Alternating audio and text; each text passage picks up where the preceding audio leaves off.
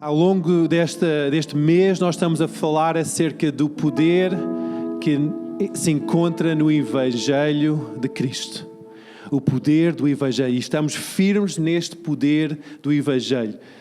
A pastora Vera, semana passada, deu uma explicação fantástica acerca do que é este Evangelho e qual é este poder que se encontra no Evangelho de Cristo. Quem foi encorajado com a palavra da semana passada?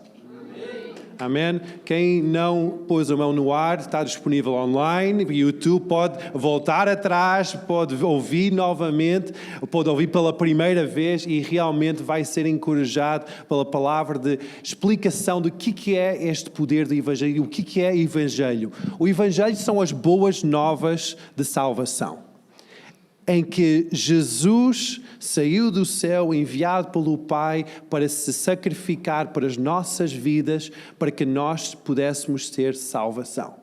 São essas boas novas, isso é o Evangelho.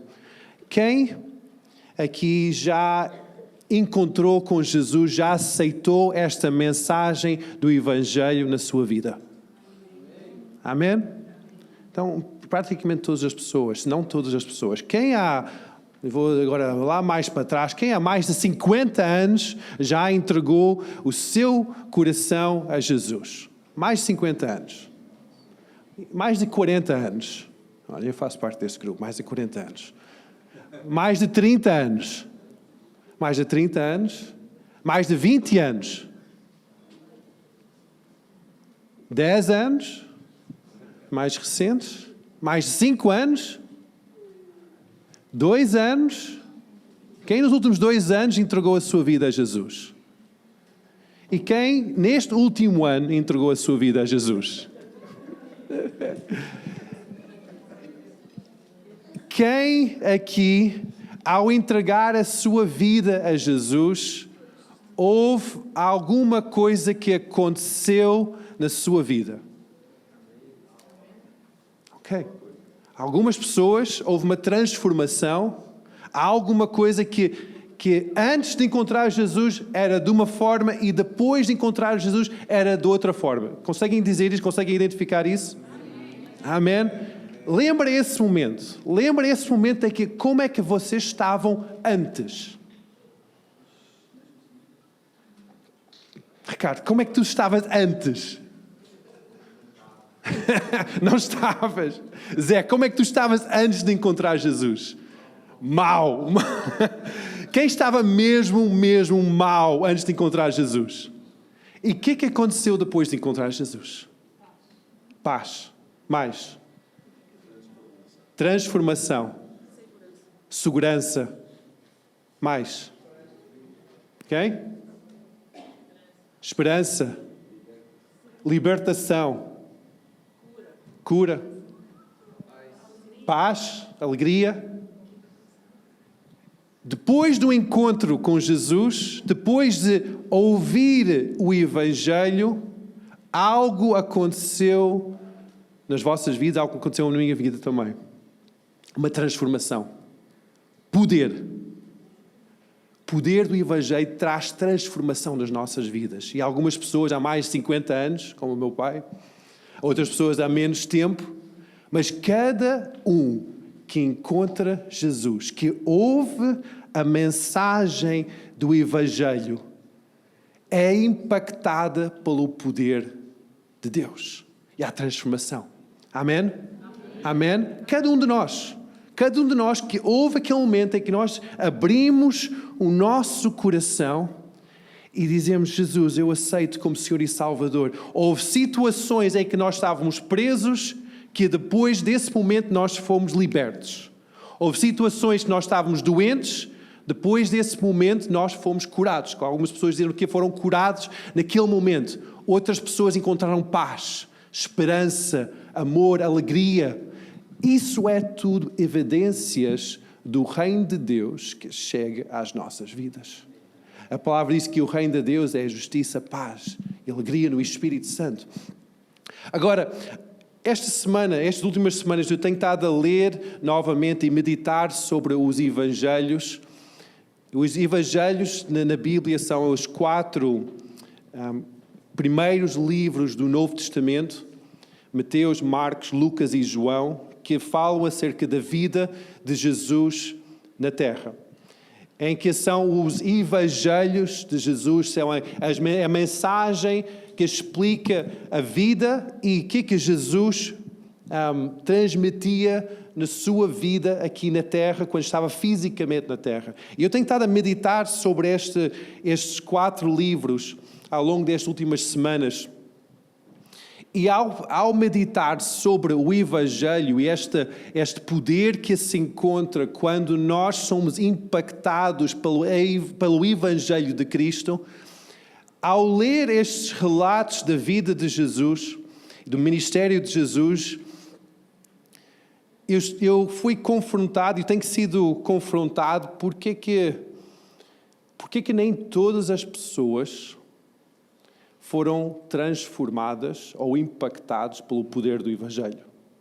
Porque que quando Jesus estava na terra não havia uma salvação massiva, global, em que aquilo varreu de norte a sul, leste a oeste, e o próprio Deus pisa na terra e pum, salvação para todos. Por que isso não aconteceu?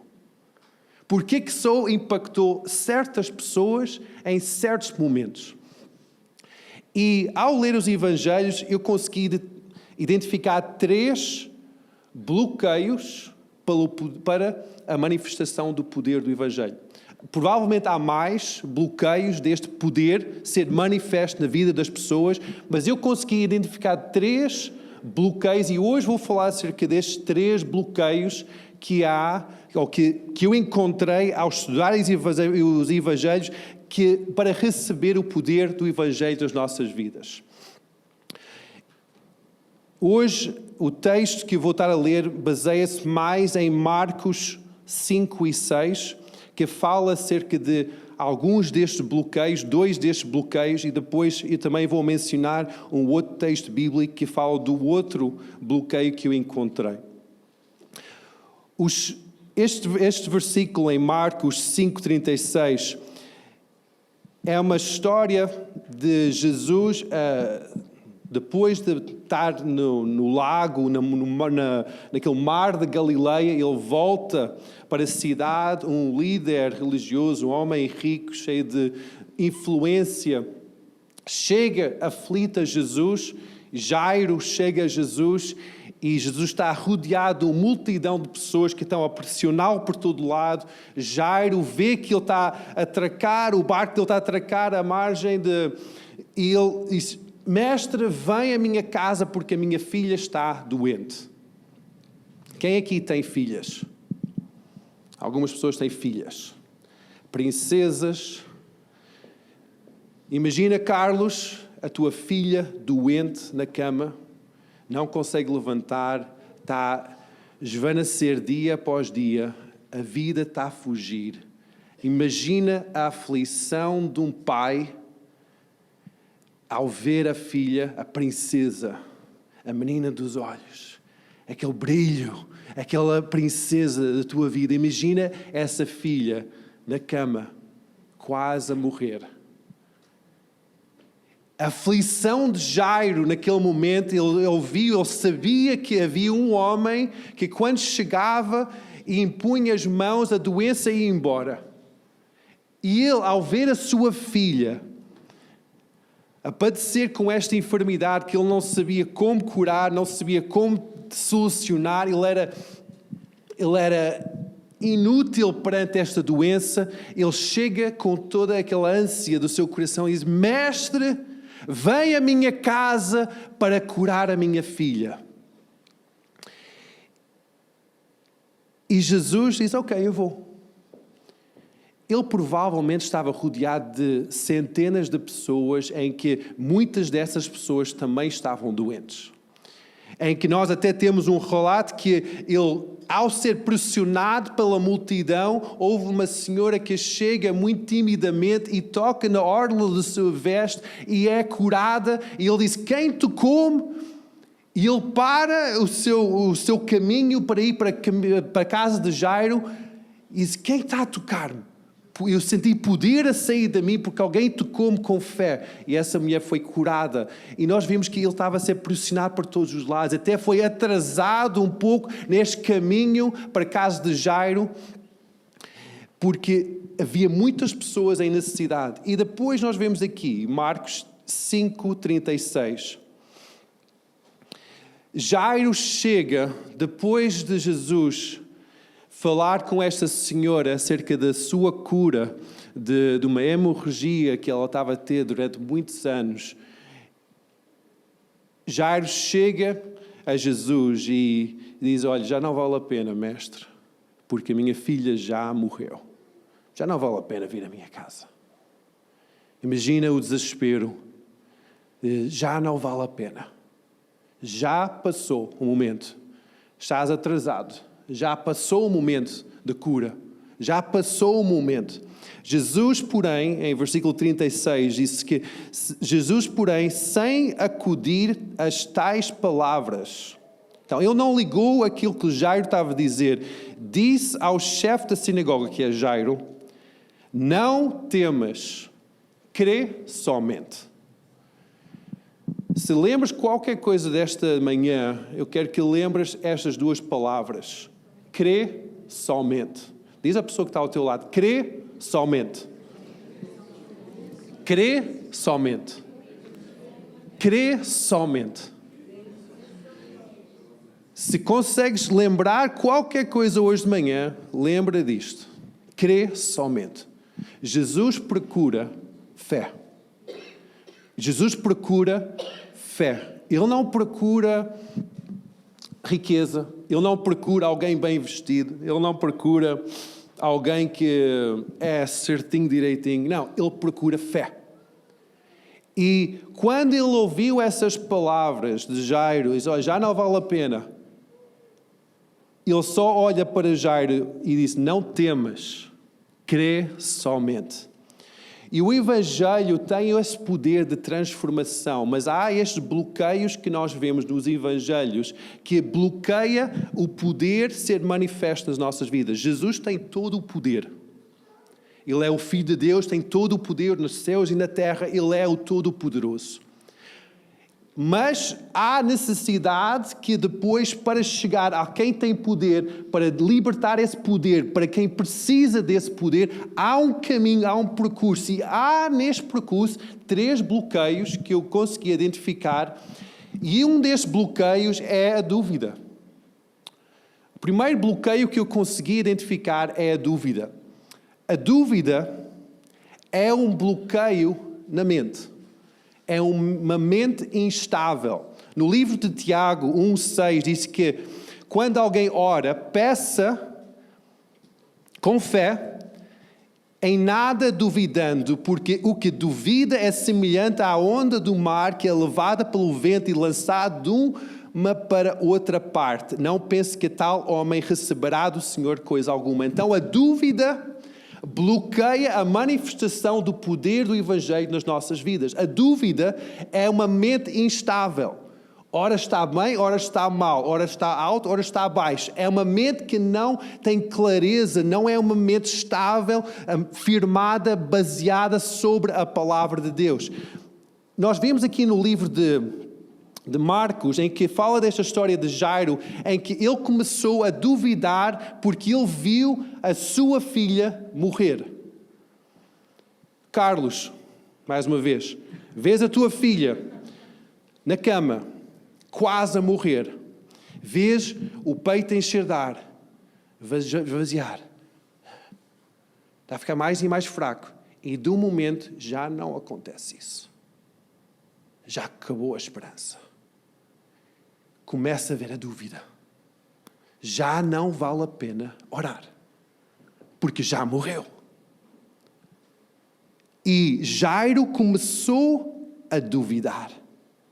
Ele começou a duvidar e Jesus olha para ele e diz: não temas. O que é que ele diz a seguir? Come on. Não temas. Isso. Não temas, crê somente. No meio da dúvida, no meio de uma situação em que já não há esperança, em que aquela menina acabou de morrer, Jairo olha e disse: não duvidas, não temas, crê somente. A dúvida impede-nos de ver os milagres. A dúvida cria esta confusão na nossa mente em que nós não conseguimos acreditar que é possível um milagre. A dúvida é uma batalha na nossa mente. E a única forma de nós enfrentarmos a dúvida é agarrarmos nas palavras de Jesus e declararmos essas palavras sobre a nossa vida. Nós temos que não temer e crer somente na palavra de Deus. É agarrarmos na palavra de Jesus e dizer: eu não vou agarrar neste relatório médico como o verídico da minha vida. Eu não vou agarrar nesta situação emocional que eu estou a passar. Eu não vou agarrar neste problema financeiro que eu estou a enfrentar. Mas eu vou agarrar nas promessas que Jesus fez sobre a minha vida. E eu vou crer somente nas promessas de Jesus.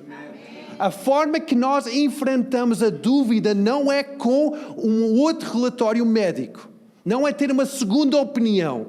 Isso não enfrenta a dúvida. Nós podemos ter 3, 4, 5 opiniões de vários médicos diferentes, mas a dúvida vai permanecer na nossa mente. Nós vamos duvidar que é possível ter a cura. Vamos duvidar que Deus é poderoso para levantar um morto. Vamos duvidar que há poder no Evangelho. Vamos duvidar porque nós estamos a tentar ver opiniões humanas para trazer uma solução para a situação em que nós estamos a passar. Acreditar não é algo emocional. Crer não é algo emocional. Naquele momento em que Jairo viu o último sopro da sua filha, as suas emoções estavam devastadas. As suas emoções estavam completamente desfeitas. E ele não queria, de certeza, acreditar. Mas Jesus disse: crer somente. Crer é algo que reside nas nossas convicções. É uma decisão do nosso ser acreditar. Quando Jesus vem à nossa vida, Ele não vem dizer: olha, eu quero ser o teu amigo. Gostas de mim? Vamos ser amigos. Não. Ele diz: ter fé em mim e serás salvo. Fé é uma decisão da nossa vida. E a fé não é baseada nas nossas emoções. Então, nem é baseada nos nossos pensamentos. Nesta situação de dúvida, os pensamentos de Jairo estavam confusos. Tal como Tiago diz que os pensamentos ficam confusos no meio da dúvida. Quando nós somos enfrentados com esta dúvida, é difícil pensarmos de uma forma clara. É difícil nós basearmos a nossa vida sobre a palavra de Deus. É difícil nós dizermos não àquilo que nós vemos e sim à palavra de Deus. Nós temos que enfrentar esta dúvida como um bloqueio das nossas vidas. Smith Wigglesworth, um grande avivalista, diz assim: Deus quer homens que sejam cheios de fé e não cheios de dúvidas. A dúvida rouba os milagres. Este homem que viu vários milagres acontecer no seu ministério, ele identificou que a dúvida roubava os milagres. Quem quer ver milagres na tua vida? Quem quer ver? Todos nós precisamos de milagres. Eu preciso de um milagre na minha vida. Todos nós. Dúvida rouba o teu milagre. Queres um milagre na tua vida? Retira a dúvida da tua mente. Retira isso. Porque a dúvida vai roubar isso. Então, qual é a área da tua vida? Identifica essa área na tua vida que precisas de um milagre. Agora, identifica os argumentos na tua mente que estão a criar dúvida e confusão na tua mente. Agora, fala para ti próprio. Crê somente em Jesus. Crê somente em Jesus. Tu tens que tomar uma decisão de não acreditar que aqueles argumentos na tua mente é o veredito final sobre essa situação. Porque nessa situação de Jairo, O veredito final era enterrar a filha. Era um funeral. Mas Jesus disse, não temas, crê somente. Porque a palavra final sempre está com Jesus. Amém? Então, primeiro é a dúvida. Segundo bloqueio é a incredulidade. Incredulidade é diferente da dúvida. É um bloqueio não na nossa mente, não é uma confusão na nossa mente, mas é um bloqueio no nosso coração. A incredulidade é a dureza do nosso coração. Marcos também, logo a seguir, este é o final do capítulo 5, logo no início do capítulo 6 de Marcos, Jesus sai deste cenário com Jairo, em que nós sabemos o final desta história, que vou explicar. Então, Jesus chega à casa de Jairo, afasta todas as pessoas que estão a lamentar a morte da filha,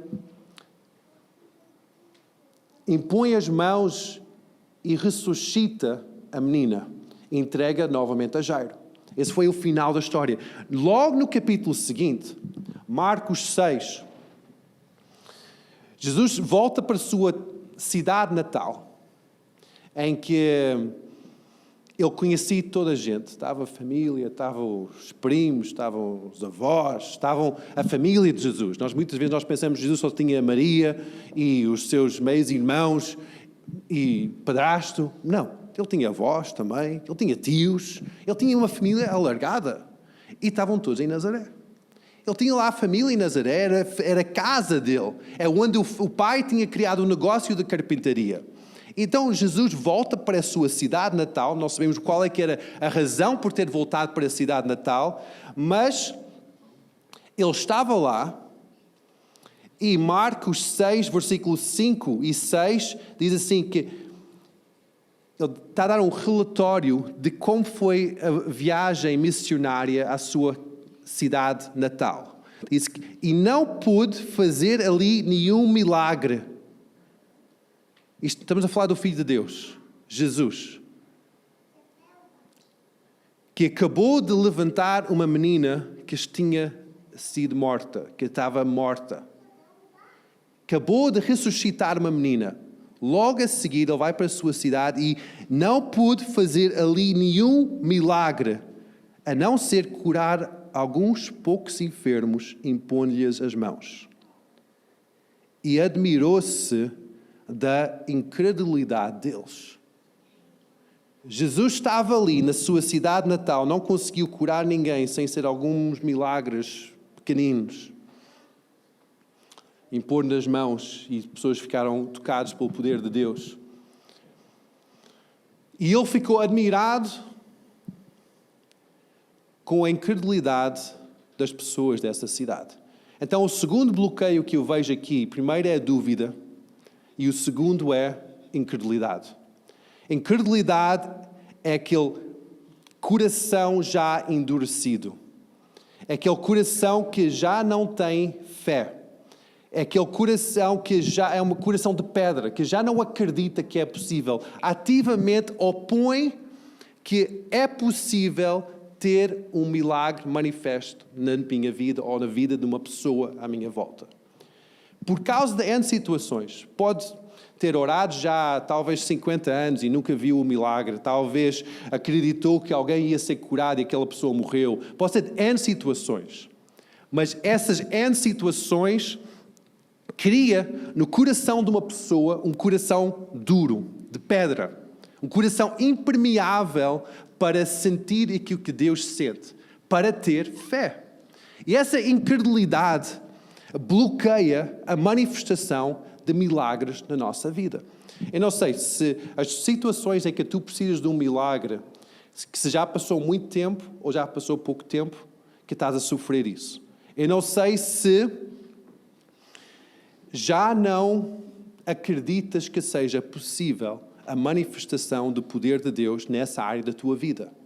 Eu não sei qual é o estado do teu coração. Se nessa área estás frio, como uma pedra, estás duro, em que não acreditas, és impermeável, que isso não, isso se acontecer, é de soberania de Deus. Mas eu não creio que vai acontecer. Não acredito que isso vai acontecer. Então a incredulidade é um bloqueio para a manifestação do poder de Deus na nossa vida. Em João 20, 29, Jesus honra aqueles que creem sem ver. Porque muitas vezes nós acreditamos quando nós vemos. Nós vamos acreditar quando nós realmente vemos aquela menina ressuscitada. Assim vamos começar a acreditar. Quando aparece o dinheiro na nossa conta bancária, sim, assim vamos acreditar. Mas será que consegues acreditar mesmo sem ver a provisão de Deus?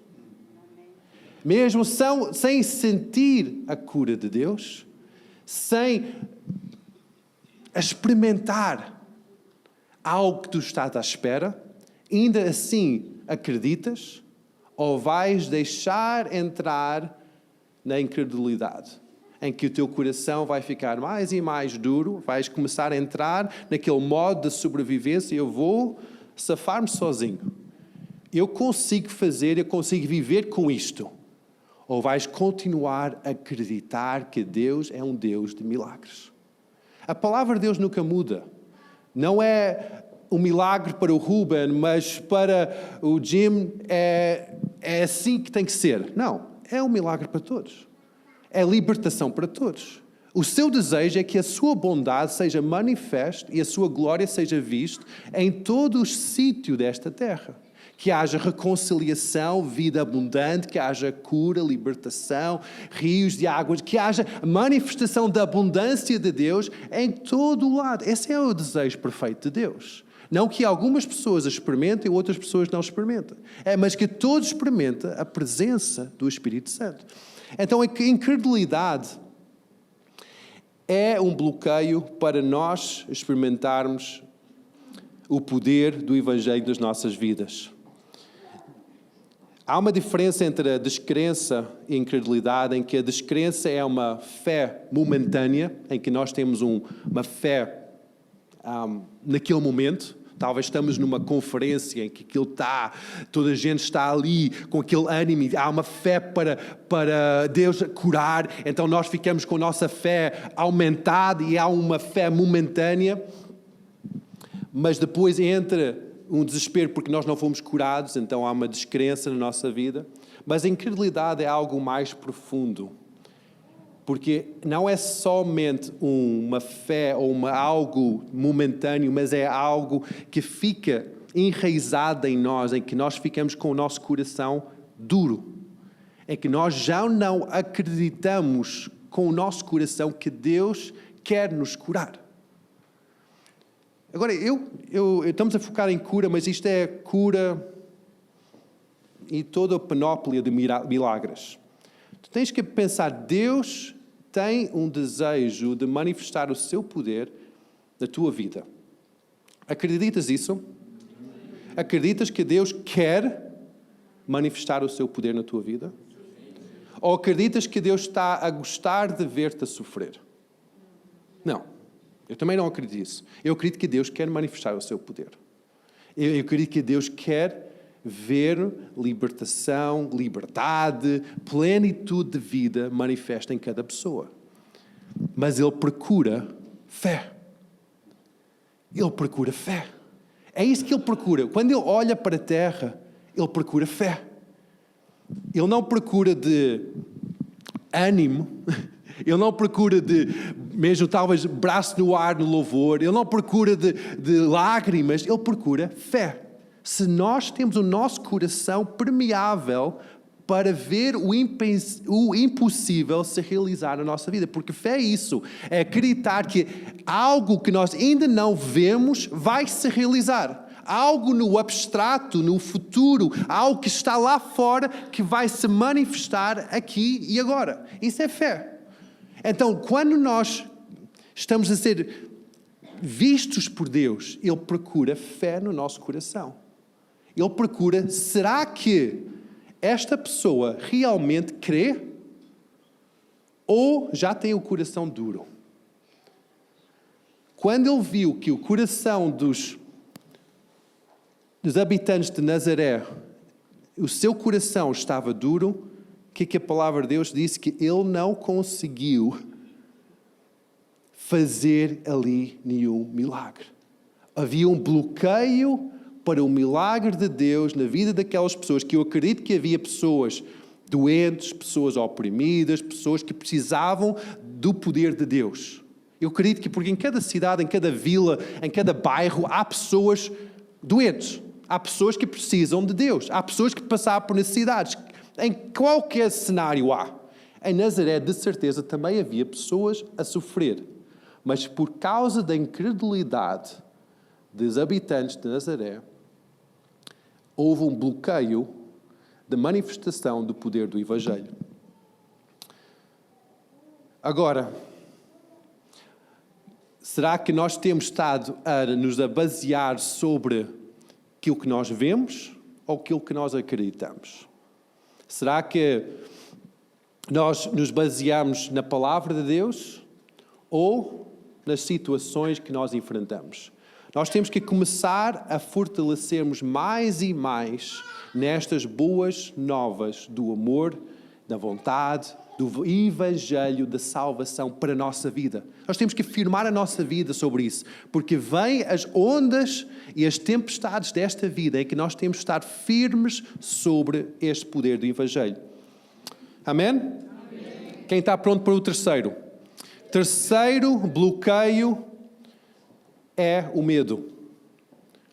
O medo é um bloqueio que tira-nos a força para agir.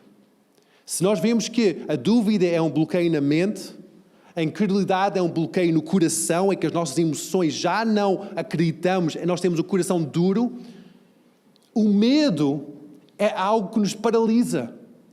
Algo que é mais fácil enrolarmos na manta e ficarmos no sofá e não enfrentarmos as dificuldades de que enfrentamos. Nós ficamos paralisados quando nós somos atacados com medo. Eu digo atacados porque é um bloqueio que vem de fora para a nossa vida. Mas medo não é uma coisa interna?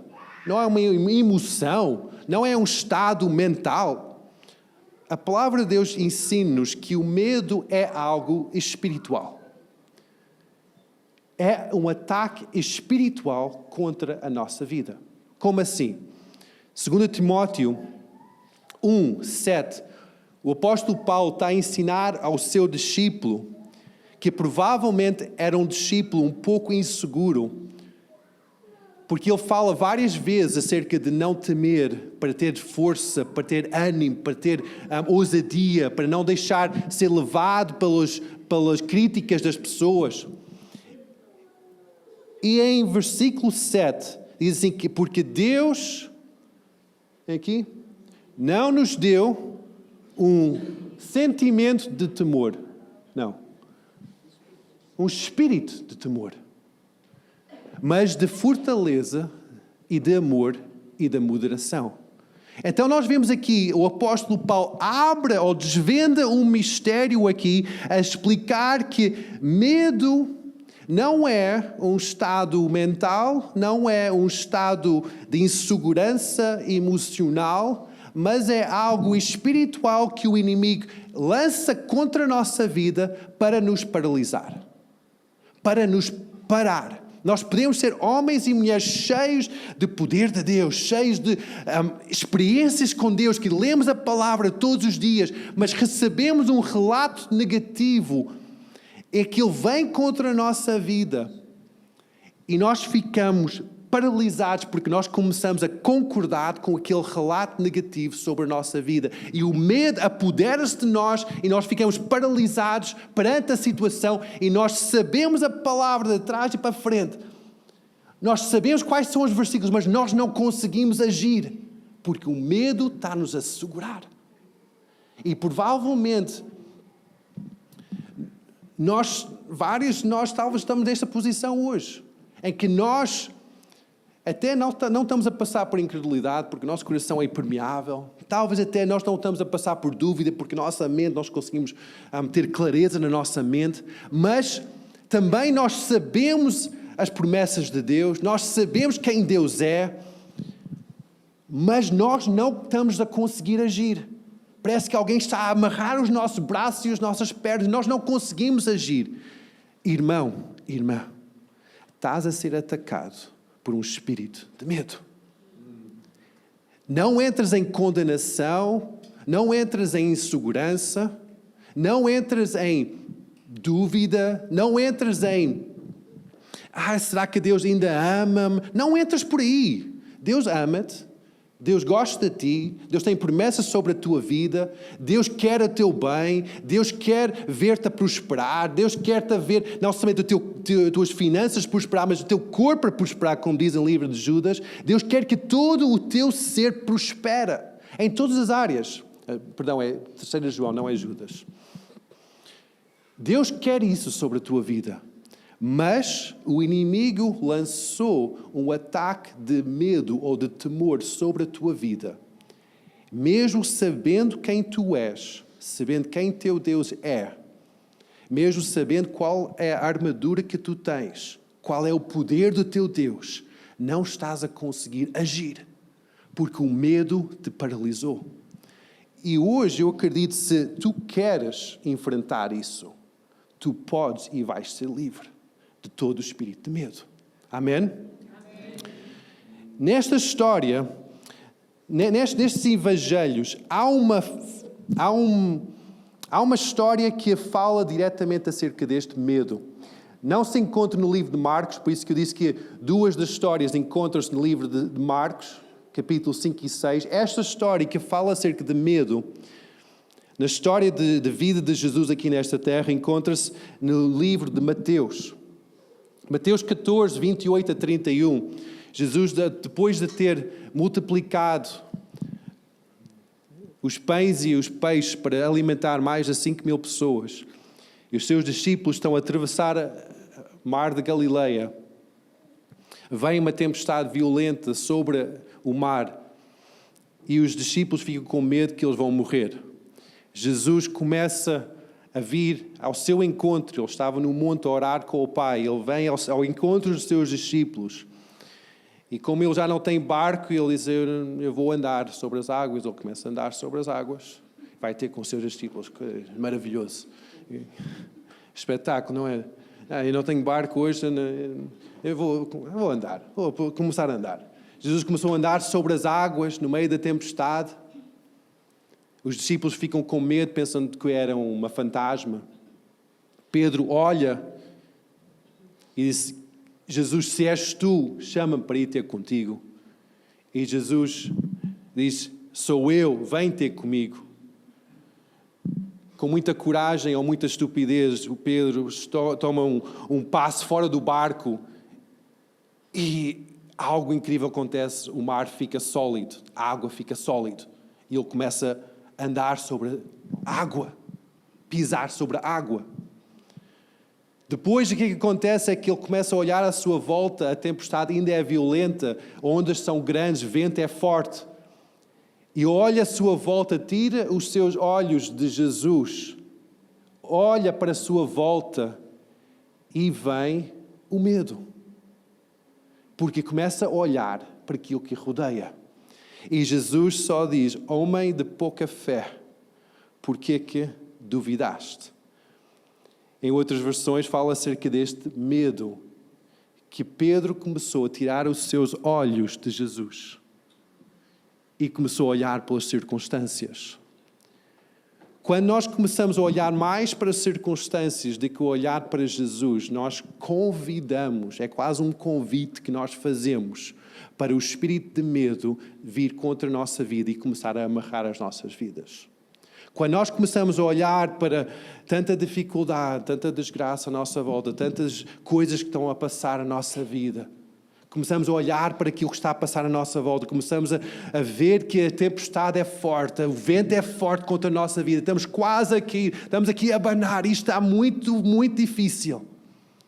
E tiramos os nossos olhos de Jesus, nós começamos a convidar, a abrir a nossa vida para que o espírito de medo comece a enrodar-nos, comece a amarrar-nos, comece a paralisar-nos, trazendo dúvida de quem Jesus é. Nós temos que focar sempre para Jesus. Nós não podemos tirar os nossos olhos de Jesus. Nós não podemos tirar os nossos olhos de Jesus, senão vem a dúvida sobre a nossa mente, vem a incredulidade no nosso coração e principalmente vem o medo que paralisa as nossas vidas. Porque o inimigo não vem somente para isso, para matar as nossas vidas, para destruir as nossas vidas e roubar-nos de tudo que nós temos em nós. Ele quer destruir-te completamente. O inimigo que anda aí, não é um inimigo que nós podemos compactuar, nem brincar, nem fazer tréguas, nem fazer acordos de paz. Não é esse tipo de inimigo. Ele não entra nisso, ele joga sujo.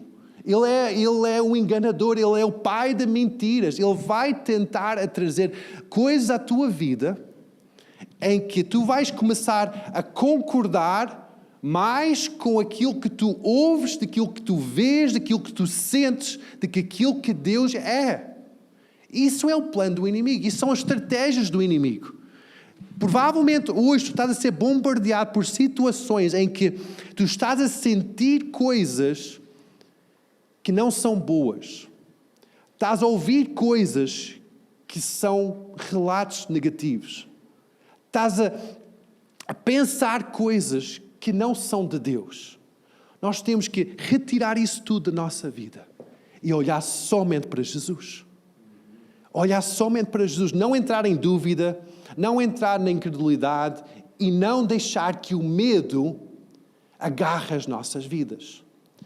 A dúvida e a incredulidade são áreas em que nós lidamos com a palavra de Deus, porque nós temos que acreditar a palavra de Deus, as promessas de Deus e declarar isso. E quando nós entregamos as nossas vidas em adoração a Jesus. É a forma que nós lidamos com a dúvida. Nós temos, para lidar com a dúvida, temos que trazer a verdade. A verdade encontra-se onde? Não nas notícias, não nos relatórios médicos, não no TAC que estás a fazer, ou no radiografia, ou qual é o relatório médico que tu tens. Isso não é a verdade. A verdade encontra-se na palavra de Deus. Quando vem situações de saúde contra a tua vida, médicos são fantásticos, mas a palavra de Deus diz que Jesus tomou sobre si mesmo todas as minhas enfermidades para que eu fosse curado. Isso é verdade. Quando vem em situações de doenças, nós temos que agarrar a palavra de Deus sobre as nossas vidas para lidar com a dúvida. Para lidar com a incredulidade, nós temos que deixar que o Espírito Santo entre nas nossas vidas, quebrar toda aquela pedra, aquela dureza do coração, deixar que nós ficamos moles na presença de Deus, permeáveis ao amor de Deus, abrir-nos na presença de Deus. Nós temos que estar ensopados em adoração a Jesus. O que é que isso quer dizer? Quer dizer que quando estás em adoração, não fique indiferente, irmão. Não fica somente a olhar para como é que está o ambiente. Vou sentir o ar, como é que isto está hoje. Não, prostra-te perante Deus. Derrama-te perante Ele. Diz, Deus, eu amo-te. Mas eu não sinto nada. Não tens que sentir nada. A tua vida tem que adorar a Deus. Não tens que sentir afeto por Deus. Tens que começar a dizer, Deus, eu adoro-te. Mesmo no teu coração de tanta pedra. E isso é uma disciplina que tens que começar a fazer. Diariamente, diz, Deus, eu amo-te. Mesmo não sentindo amor por Deus, mesmo não sentindo adoração por Ele, deixa que essas palavras saiam da tua boca. Entra naquela postura de adoração. Reconhecendo que Deus é maior do que qualquer coisa. Ele é omnipotente. Ele é o alfa, Ele é o ômega. E início e fim, tudo está nas suas mãos. Ele ama-te incondicionalmente. Começa a declarar o teu amor para com Ele. Diz, Deus, eu amo-te. Se só consegues dizer isso, basta. Só diz, Deus, eu amo-te. Abre a tua vida para que o Espírito Santo comece a partir a pedra do teu coração. Tornar um coração de carne, permeável à presença do Espírito Santo.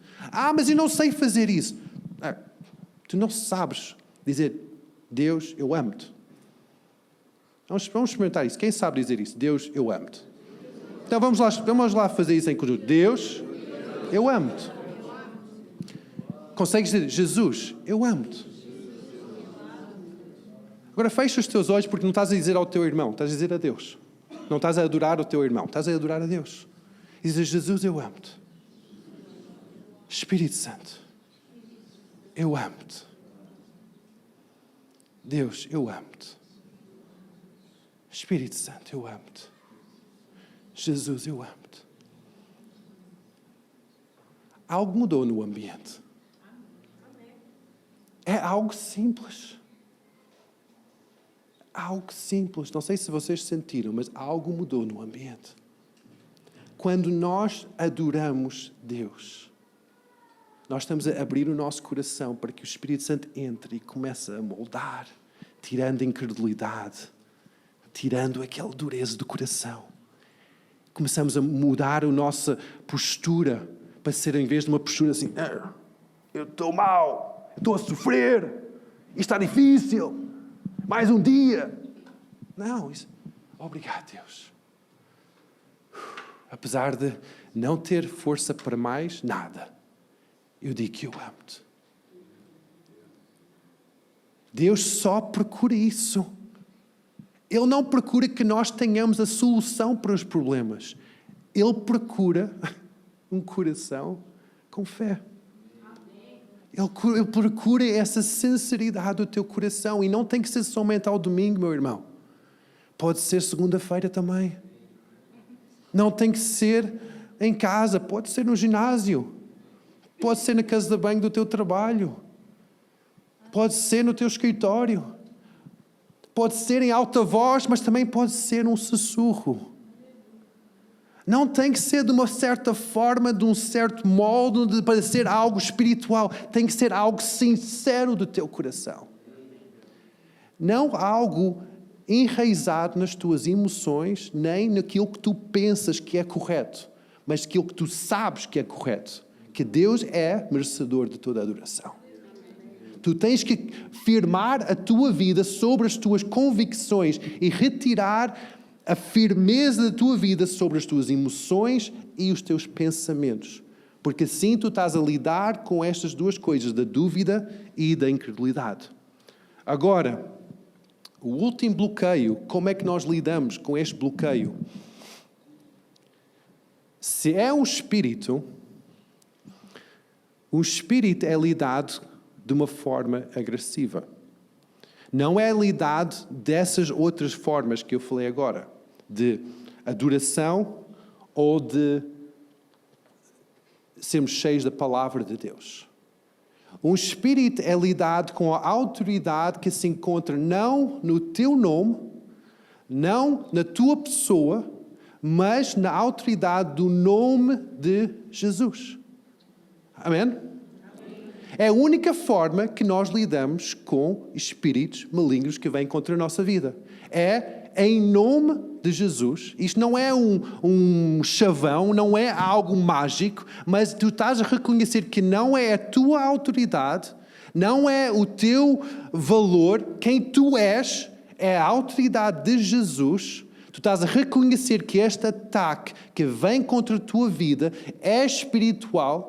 E pela autoridade de Jesus, eu vou entrar em concordância com a vontade de Jesus e vou dizer, em nome de Jesus, espírito de temor, larga a minha vida.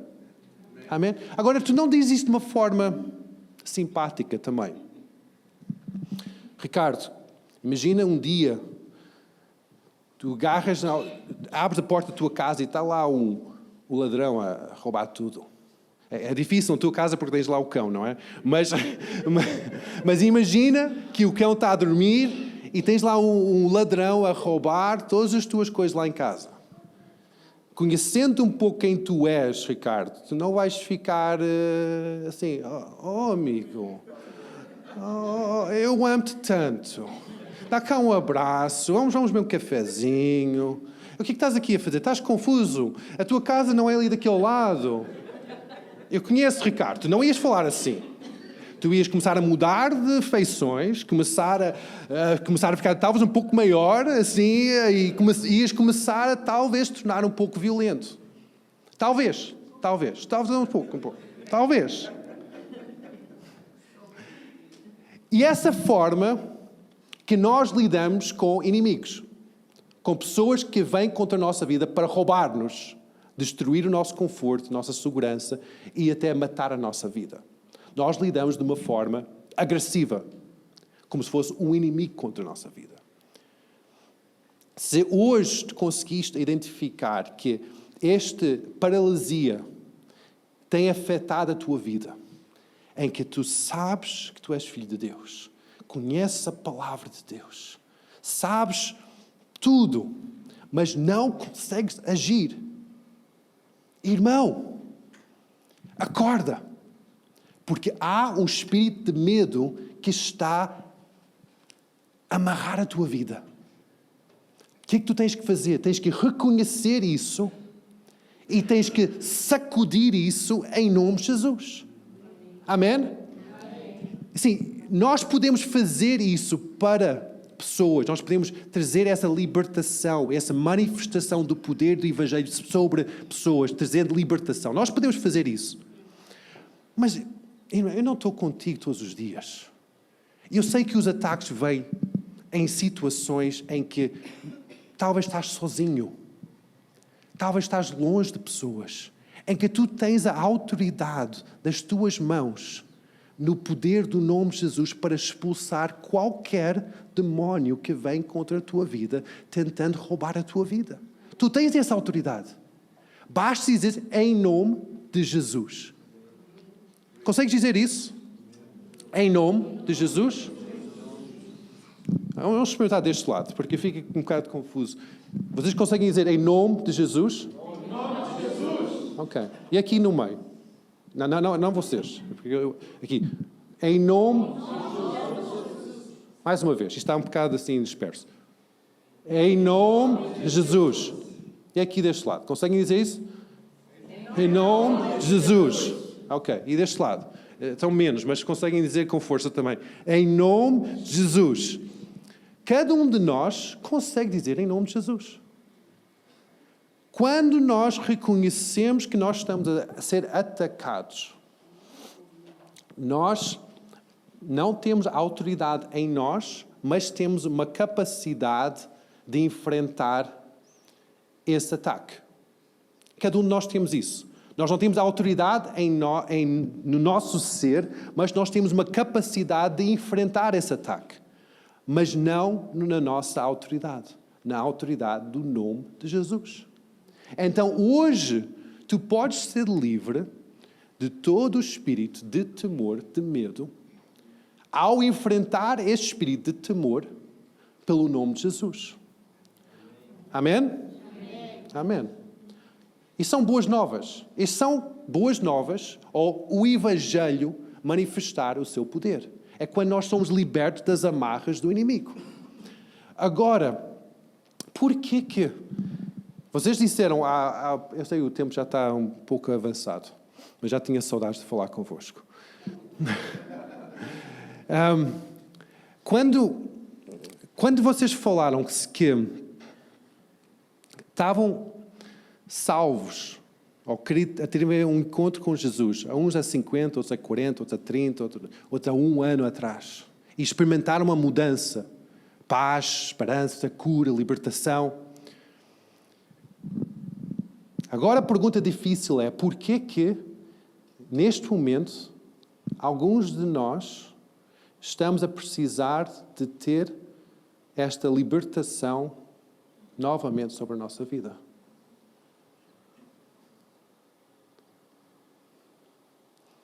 Ninguém responde? Então eu vou responder. É porque nós fomos libertos no momento de salvação. Mas o inimigo não fez tréguas conosco. O inimigo continuou a bombardear-nos com bombas cerradas, a fazer um bombardeamento cerrado contra a nossa vida para matar-nos, roubar-nos e destruir-nos.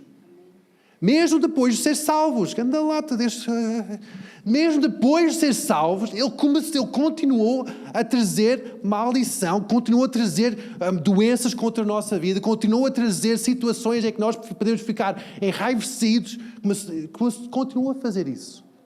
Agora, a razão que nós estamos amarrados com paralisia espiritual, que nós estamos a ser afetados com situações na nossa vida, que não são situações que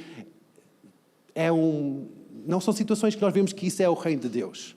É porque nós recebemos relatos negativos contra a nossa vida, recebemos ataques espirituais, em que nós dizemos, sim, isso é verdade.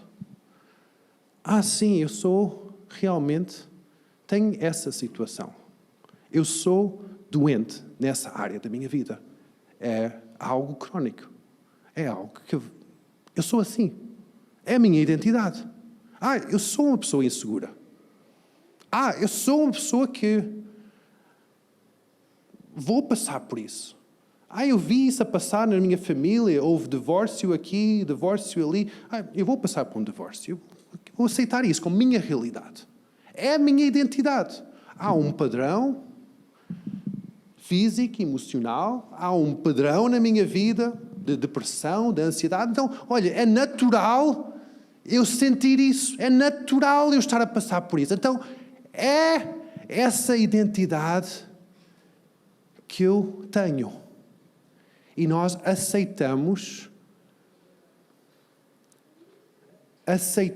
uma realidade ou aceitamos uma mentira sendo a verdade da nossa vida. Quando nós fazemos isso, nós estamos a convidar a nossa vida para nós sermos amarrados, roubados e destruídos. Mesmo sendo filhos de Deus. Mesmo sendo comprados pelo alto preço do sangue de Cristo. Nós concordamos com os relatórios negativos que vêm contra a nossa vida em diversas formas diferentes. Nós deixamos que a nossa cabeça fique confusa com as dúvidas, que o nosso coração fique duro com a incredulidade e até a nossa vida fica paralisada com o medo. E nós dizemos, mas Deus, há 50 anos atrás eu fui liberto das drogas, eu fui liberto disto, eu sentia o teu poder de uma forma incrível, mas agora eu sinto amarrado. Porquê? Porque o inimigo não parou. Ele não tirou férias. Ele não tirou férias. Ele até fez uma aceleração. Dizer, olha, este aceitou Jesus. Ricardo, aceitaste Jesus? Opa! É um alvo da tua cabeça. Pum, pum, pum, pum, pum, pum, pum, pum. Ele vai mobilizar todas as forças diabólicas para destruir a tua vida o mais rapidamente possível. Porquê é que é tão difícil depois de nós sermos salvos? Porque o inimigo vê-nos como um inimigo, não como parte do seu reino. E há um alvo na nossa testa, dizer, vamos abater esta pessoa. Trazendo incredulidade, dúvidas e medo. Mas as boas novas do Evangelho é que cada um de nós temos acesso ao poder do Evangelho.